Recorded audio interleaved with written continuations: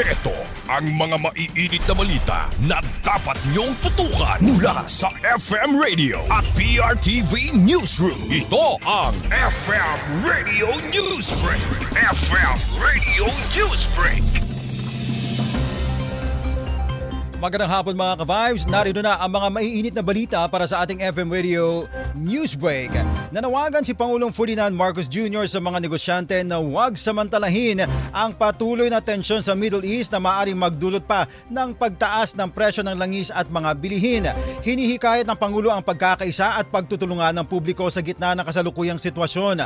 Babala pa ng palasyo, maaaring mahaharap sa kaso at parusa ang mga mapapatunayang nagsasamantala sa sitwasyon. Samantala, tiniyak ng Pangulo na patuloy na minmonitor ng pamahalaan ng presyo ng mga pangunahing bilihin habang naghahanda rin ito sa posibleng malakihang pagtaas ng presyo ng langis. FM Radio Newsbreak. FM Radio Newsbreak. Samantala sa iba pa mga balita, nagpatupad ng malawakang balasahan sa hanay ng mga matataas na opisyal ng Philippine National Police sa pamumuno ni PNP Chief Police General Jose Melencio Nartates Jr. Batay sa General Orders na nilagdaan ni Directorate for Personal Records and Management Police Major General Constancio Chinayog Jr., magiging epektibo ngayong ngayong March 9 ang mga paggalaw sa ilang matataas na opisyal ng organisasyon. Kabilang sa mga itinalaga si Kenneth Lucas bilang bagong hepe ng Special Action Force, habang papalit naman si Hansel Marantan bilang Regional Director ng Police Regional Office 4A.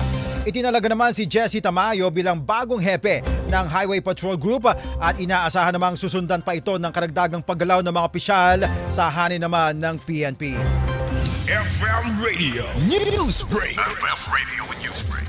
Sa ating panghuling balita mga ka-vibes, iniimbestigahan na ng Department of Energy ang hanggang 70 gas stations daw sa iba't ibang bahagi ng bansa dahil sa umano'y maagang pagtataas ng presyo ng langis.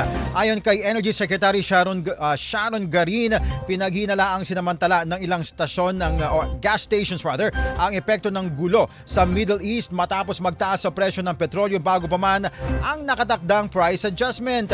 Babala ng DOE, maaaring ipasara o kanselahin ang permit ng mga gas stations na mapapatunayang lumabag sa mga patakaran naman ng ahensya.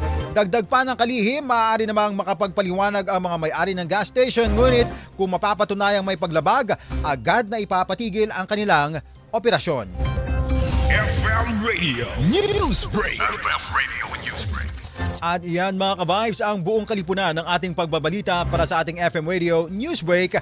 Ako po si Cherubim Ganaden. Magandang hapon. Inyong narinig ang FM Radio Newsbreak dito sa FM Radio, Favorite Music Radio.